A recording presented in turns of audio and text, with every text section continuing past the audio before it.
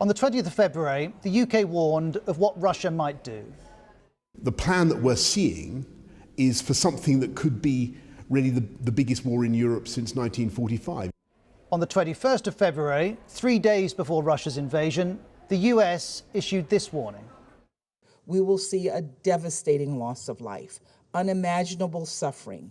Millions of displaced people will create a refugee crisis across Europe.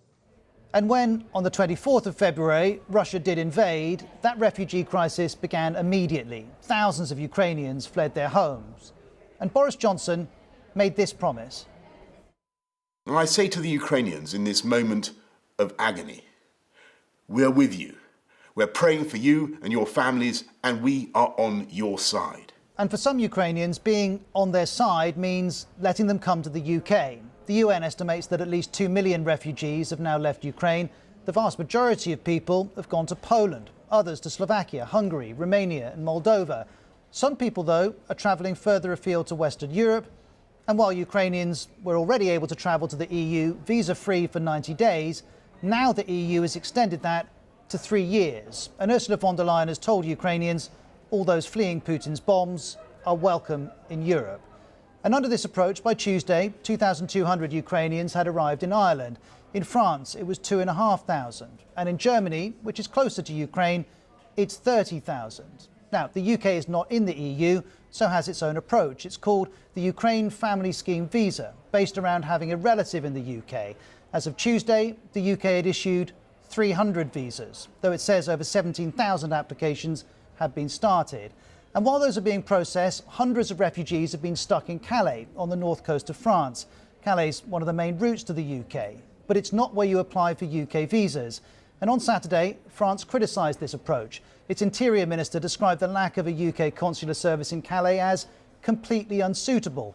He also said 150 Ukrainians had arrived at the port and been turned back. But on Sunday, the UK Home Secretary Priti Patel had this response. It is wrong to say that we are turning people back. We are not. I have staff in Calais. We have surge staff in Calais. The Home Office has a team of people in Calais. That was Sunday. On Monday, the BBC's Mark Easton went to Calais, and this is what he found. They didn't want us to film what's going on, but this, it appears, is the British surge. 3 officials, a box of ready salted crisps and some Kit Kats.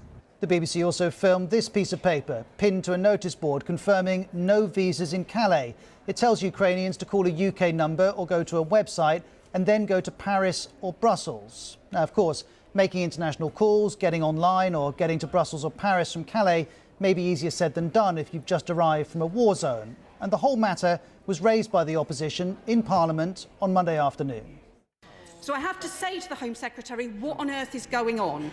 Because if she cannot tell us where this visa centre is en route to Calais, then there is no hope or chance of Ukrainian families being able to find it themselves. To which this was Priti Patel's reply. I can confirm we are setting up another VAC en route to Calais. I made that quite clear in my remarks earlier on. And I also said it would be away from the port to prevent the surge that we do not want to have taking place. And on Tuesday, the UK did confirm another facility for applications in Lille, around 100 kilometres from Calais. Why not in Calais itself? Well, here's Mark Easton again, asking that question of a UK official who tells him Priti Patel is worried people traffickers will encourage desperate people to risk their lives crossing the channel in small boats. Though, of course, with visas, refugees can take ferries and trains to the UK. The UK Home Office has also pointed out that refugees don't need to travel to Western Europe to make their applications, and it tweeted these locations of several processing centres in countries adjacent to Ukraine. But concerns are being raised about them too. For example, this is the Conservative MP, Tracy Crouch. Word on the ground is that there are no biometric appointments in Rousseff until the end of next month. Oh.